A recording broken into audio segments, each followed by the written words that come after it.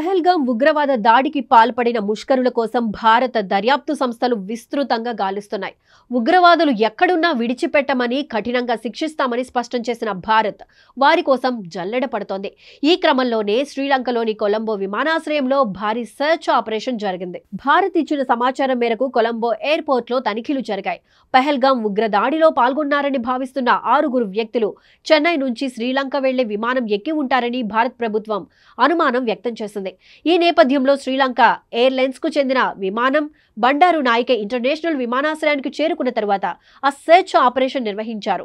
శ్రీలంక పోలీసులతో పాటు ఆ దేశ ఎయిర్ ఫోర్స్ మరియు ఎయిర్పోర్ట్ సెక్యూరిటీ విభాగం అధికారులు సంయుక్తంగా ఈ సోదాలను నిర్వహించారు. కాగా చెన్నై ఏరియా కంట్రోల్ సెంటర్ నుంచి తమకు అలర్ట్ వచ్చిందని విమానయాన సంస్థ తెలిపింది.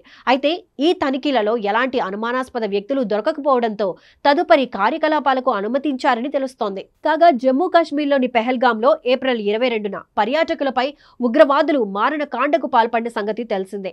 ఈ ఘటనలో 26 మంది ప్రాణాలు కోల్పోయారు. ఈ దాడి నేపథ్యంలో రంగంలోకి దిగిన భారత దర్యాప్తు బృందాలు ముష్కరులకు క్షేత్రస్థాయిలో సహకారం అందించిన ఓవర్ గ్రౌండ్ వర్కర్స్ ను అదుపులోకి తీసుకున్నాయి. అయితే ఉగ్రవాదులు ఏప్రిల్ 15వ తేదీన పెహల్గాం కు చేరుకున్నారని ఓవర్ గ్రౌండ్ వర్కర్స్ తెలిపారు.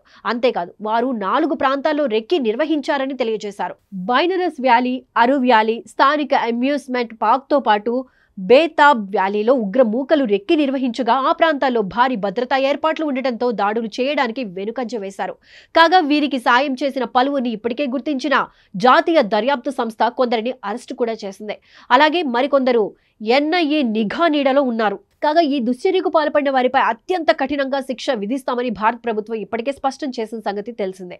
యావత్ ప్రపంచం నివ్వెరపోయే విధంగా ప్రతీకార దాడి చేస్తామని తెలిపింది. అంతేకాదు ఈ దాడి వెనుక పాకిస్తాన్ హస్తం ఉందంటున్న భారత్ ఆ దేశంపై కఠిన ఆంక్షలు విధించిన సంగతి తెలిసిందే.